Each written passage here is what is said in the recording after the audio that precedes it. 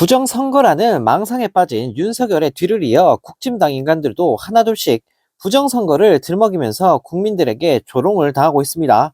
네, 나경원 국진당 의원 역시 중앙선거관리위원회 부정선거 음모론에 동승을 했다고 하는데요.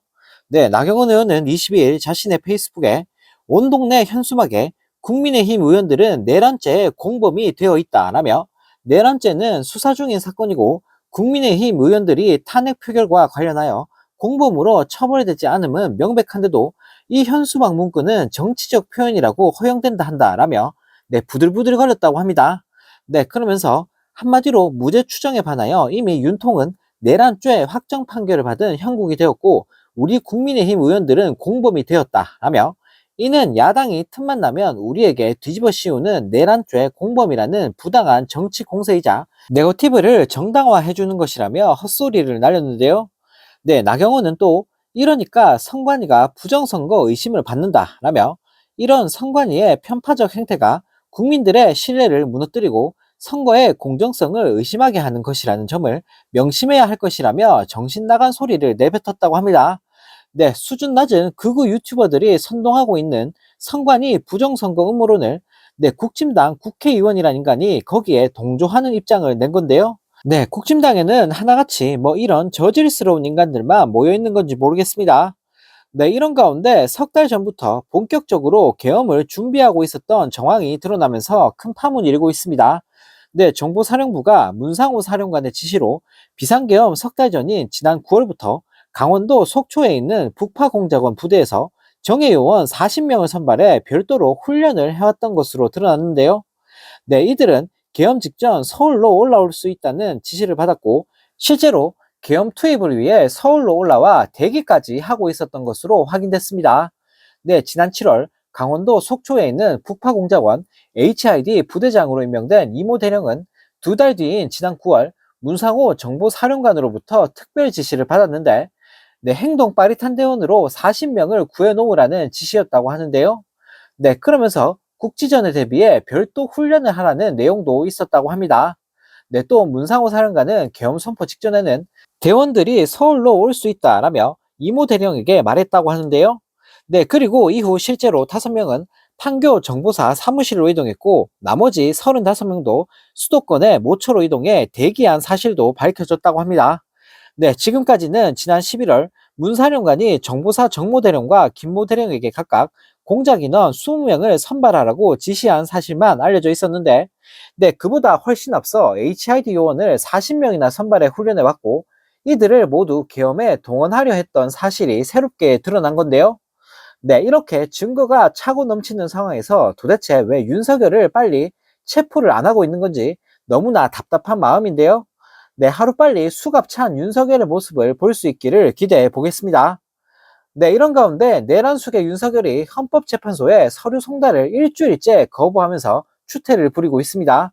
네, 22일 법조계에 따르면 윤석열은 헌재가 지난 16일부터 20일까지 우편과 인편을 통해 순차적으로 보낸 탄핵심판 접수 통지와 출석 요구서, 준비 명령 등의 서류를 접수하지도 않고 대리인 선임계도 제출하지 않고 있는 상황인데요. 네, 헌재가 관저에 우편으로 서류를 보내면 경호처가 수령을 거부하고 대통령실로 보내면 수치인이 없다는 이유로 돌려보내는 식으로 재판을 회피하고 있는 상황입니다. 네, 윤석열에 앞서 헌정사상 2번의 대통령 탄핵 심판이 있었지만, 네, 이렇게 윤석열처럼 심판 절차 자체를 회피한 대통령은 단 한 명도 없었는데요. 네, 이에 헌법재판소는 우편을 발송한 시점에 송달된 것으로 간주하는 발송 송달 서류를 두고 오거나 직원 등에게 전달하는 유치 보충 송달, 게시판 등에 게재한 뒤 2주가 지나면 효력이 발생하는 공시 송달 등의 방법을 검토 중인 것으로 알려졌는데요. 네, 이에 헌재는 이르면 오는 23일 윤석열의 탄핵 심판 관련 서류 수치 거부에 대해 입장을 밝힐 예정이라고 하는데요. 네, 하는 짓이 어찌나 이렇게 저질스러운 건지, 네, 국민들 열받게 하는 방법도 참 가지가지인 윤석열입니다. 네, 이런 가운데 대선 당시 윤석열 캠프 공보특보로 활동한 최일 국방홍보원장이 지난 13일 국방일보에 비상계엄 사태에 대한 윤석열 대국민 담화 내용을 게재할 것을 지시한 것으로 밝혀졌습니다. 네, 국방일보는 비상계엄에 대한 정당성을 강조하는 윤석열의 헛소리를 일면과 이면에 소개한 반면 비판과 우려의 목소리는 일절 다루지 않았는데요. 네, 최일 원장은 KBS 기자 출신으로 지난 대선에서 윤석열 캠프 공보 특보를 지낸 인간이라고 합니다. 네, 앞서 국방일보는 지난 13일 윤석열 대국민 담화를 소개하는 기사를 1면과 2면에 게시하며 지시 따른 군 관계자들 전혀 잘못 없어. 윤 대통령 탄핵이든 수사든 당당히 맞설 것이라는 제목의 글을 썼는데요.